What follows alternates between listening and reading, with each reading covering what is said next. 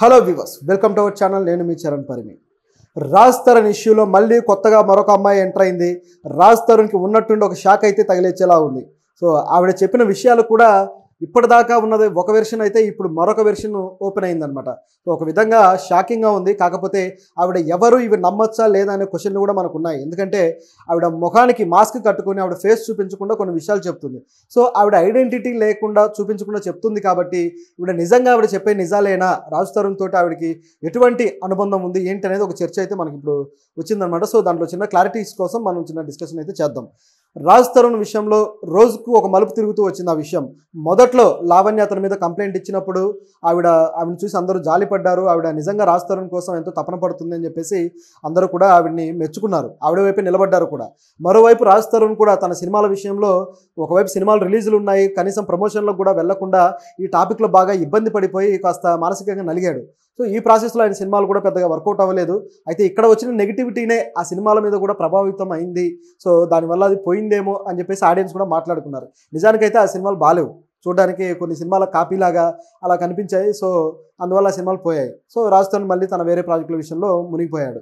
ఇలా ఉండగా కొత్తగా రిలీజ్ అయిన ఆ సినిమా కూడా తిరగబర్రా స్వామి కూడా రిలీజ్ అయింది కదా, అది పోయింది. కానీ ఆ సినిమా హీరోయిన్ తోటి ఆయనకున్న అనుబంధం ఇదంతా కూడా పెద్ద చర్చ అయింది.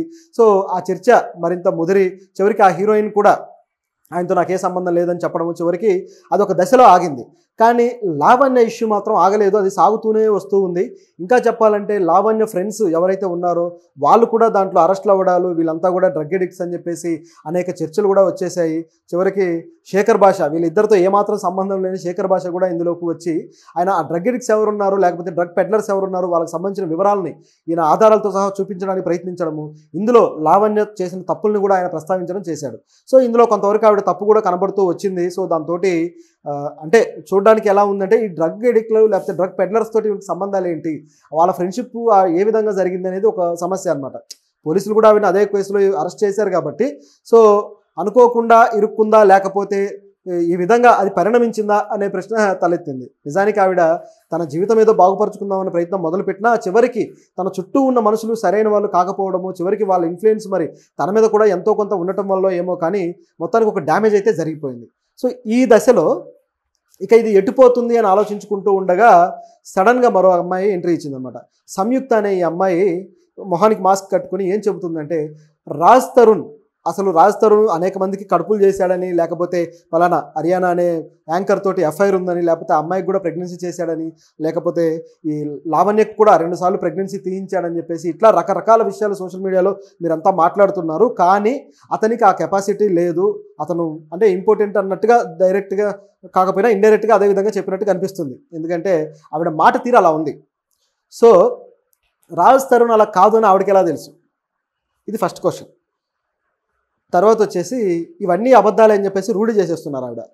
సో ఎలా తెలుసు అనే దాని మీద గమనిస్తే ఆవిడ ఫ్రెండ్ ఒక ఆవిడ రాజ్ తరుణ్ తోటి ఒక డేటింగ్ చేశారట 1 సంవత్సరం పాటు.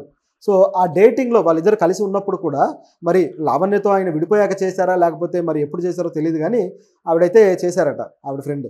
సో ఆ టైంలో వాళ్ళిద్దరు కలిసి ఉన్నప్పుడు కూడా ఆవిడతోటి ఎప్పుడు ఆయన ఇట్లా ఫిజికల్గా కలవలేదు. సో వాళ్ళిద్దరి మధ్య అటువంటి ఇంటిమసీ ఏది లేదు అని చెప్పేసి ఆవిడ చెప్తున్నారు.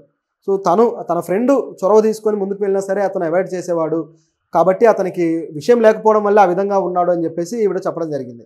సో ఇది వినడానికి కాస్త మరి ఏ విధంగా అనిపిస్తుంది అంటే ఇంతవరకు ఇది బయటకు రాలేదు ఈ తరహా వార్త. నిజంగా ఆవిడ ఫ్రెండ్ చేస్తే ఆవిడ పేరైనా చెప్పు ఉండాలి, లేకపోతే ఈవిడ ఫేస్ అయినా చూపించి ఉండాలి. ఈ రెండూ జరగలేదు, ఇందులో ఏ వివరాలు సరిగ్గా లేవు. కానీ ఆవిడ మాట అయితే అన్నారు. అయితే ఇందులో కూడా రాజ్ తరుణ్ పొరపాటు ఏమీ కనపడటం లేదు. సో అతను ఏది కానప్పుడు, అతనిలో ఆ కెపాసిటీ లేదన్నప్పుడు సంవత్సరం పాటు ఎలా జరిగింది ఈ రిలేషన్ అనేది ఒక క్వశ్చన్ కూడా వస్తుంది. సో అంటే అది పూర్తిగా వాళ్ళ వ్యక్తిగత విషయాలు అనుకోండి, కాకపోతే బయట నుంచి వేరే వ్యక్తులు ఆరోపణలు చేస్తున్నప్పుడు అది కూడా వాళ్ళ మొహాలు చూపించకుండా చేస్తున్నప్పుడు క్వశ్చన్ చేయాల్సిన పరిస్థితి అయితే ఉంటుంది. మనలాంటి వాళ్ళు కూడా అసలు ఏంటి, ఎందుకు ఇలా ఒకరి తర్వాత ఒకరు సంబంధం లేని వాళ్ళంతా వచ్చి ఆరోపణలు చేస్తున్నారు, ఎటుపోతుంది అనే ప్రశ్న అయితే వస్తుంది కాబట్టి మనం మాట్లాడాల్సి వస్తుంది. సో ఈ విషయంలో ఇట్లా ఆవిడ క్లారిటీ ఇచ్చారు. ఇదే కాకుండా ఇంకా అనేక విషయాలు ఉన్నాయి రాజ్ తరుణ్కి సంబంధించి, అవి కూడా 1 by 1 నేను బయటికి తీసుకొస్తాను అని చెప్పేసి ఆవిడ ఒక హింట్ అయితే ఇచ్చారు. ఒక విధంగా మళ్ళీ కొత్త ఎపిసోడ్కి ఆవిడ తెరలేపారు ఆ సంయుక్త అనే ఆవిడ.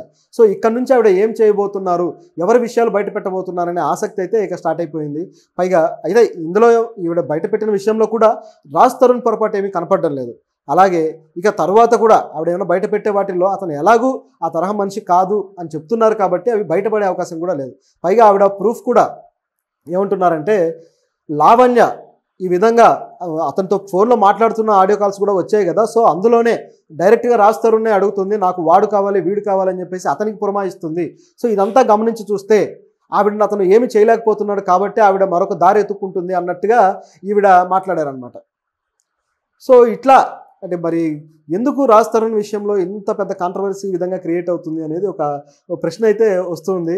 సో బహుశా అతను తనకు సరైన మార్గంలో వెళ్లకుండా లేకపోతే సరైన వ్యక్తులను ఎంచుకోకపోవడమే తన జీవితంలో ఇలాంటి ఒక అలజడి క్రియేట్ అవ్వడానికి అది కారణమై ఉండాలి.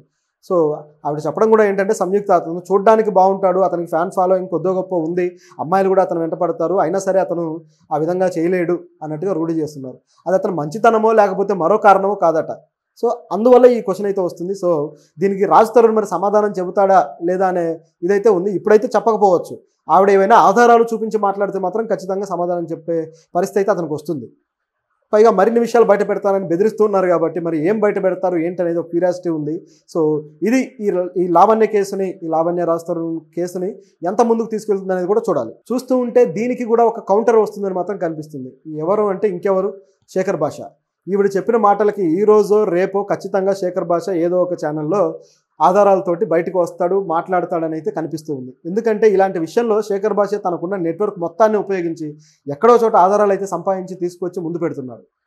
సో మా గత వీడియోలో కూడా చెప్పుకున్నాం, నిజానికి ఆ డ్రగ్ పెడ్లర్ అరెస్ట్ అయ్యాడు అంటే ఎవరైతే ఉన్నాడో మస్తాన్ సాయి, ఆయన అరెస్ట్ విషయంలో ఈ శేఖర్ భాష చేసిన కొద్ది గొప్ప పోరాటం కూడా ఉంది.